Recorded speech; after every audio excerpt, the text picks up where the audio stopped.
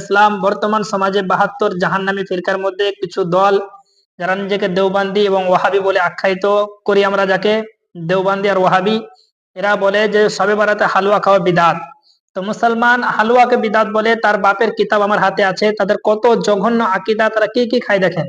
মুসলমান দেওবান্দিদের সবচাইতে বড় গুরু রশিদ আহমদ গাঙ্গুহি, ফতোয়া রশিদিয়ার 597 পৃষ্ঠা দাগ দিয়ে রেখেছি। 597 পৃষ্ঠার মধ্যে লিখছেন, তাকে জিজ্ঞাসা করে হচ্ছে सवाल, जिस जगह जागे मारूफा को अक्सर हराम जानते हो और खाने वाले को बुरा कहते हो, तो ऐसे जगह उस कौवा खाने वाले को कुछ सवाब होगा या ना सवाब होगा ना আযাব।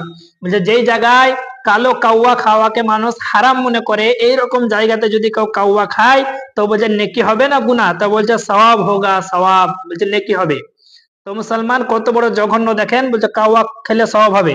শুধু তাই নয়, মুসলমান কালো কাউয়া জায়েজ বললো, তারপরে দেখেন ফতোয়া রশিদিয়ার 575 পৃষ্ঠা, 575 পৃষ্ঠার মধ্যে লিখছেন, सवाल, हिंदू त्योहार होली या दिवाली में अपने उस्ताद या हाकिम नौकर को खेले या पूरी या और कुछ खाना बतौर तोहफा भेजते हैं, उन चीजों का लेना और खाना उस्ताद व हाकिम और नौकर मुसलमान को दुरुस्त है या नहीं। অর্থাৎ বলছে হিন্দুদের পুজোর যদি কেউ প্রসাদ দিয়ে পাঠায় খাবার, তো ওটা খাওয়া সঠিক না বেঠিক, তা বলছে দুরুস্ত হে, দুরুস্ত মানে সঠিক।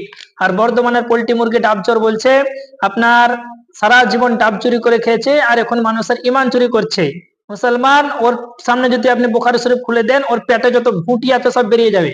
ও বলছে একটা প্লেটে খাসির মাংস আর একটা প্লেটে শুয়ারের মাংস যদি থাকে, তো বলছে জান বাঁচানোর জন্য মুহাদ্দিসিনে কেরাম বলছে শুয়ারের মাংস 2 পিস খাও, কিন্তু খাসির মাংস খেও না।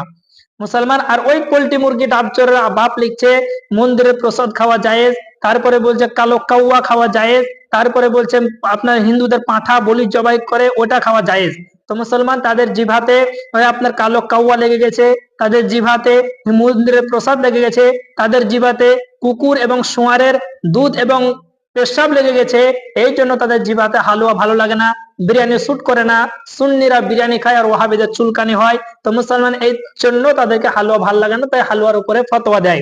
মুসলমান আপনাদেরকে বলতে চাই, আমরা সুন্নি, আমাদের কাছে দলিল আছে, একাধিক দলিল আছে। একটা হাদিস শোনাই, বুখারী শরীফ 2য় খণ্ড 817 পৃষ্ঠা, হাদিস নাম্বার 5220, লাইন নাম্বার 4-5, আপনার ফাইসাল পাবলিকেশন দেওবন্দের ছাপ। হাদাসানা ইসহাক ইবনে ইব্রাহিম আল হানজালি আন আবি উসামাতা আন হিশামিন قال اخبرني ابي عن عائشه قالت كان رسول الله صلى الله عليه وسلم يحب الحلوى والعسل। আম্মা জান আয়েশা বলছেন, নবী মুস্তাফা সাল্লাল্লাহু আলাইহি ওয়াসাল্লাম সব থেকে বেশি যেটা পছন্দ করতেন তার নাম হলো মধু এবং হালুয়া।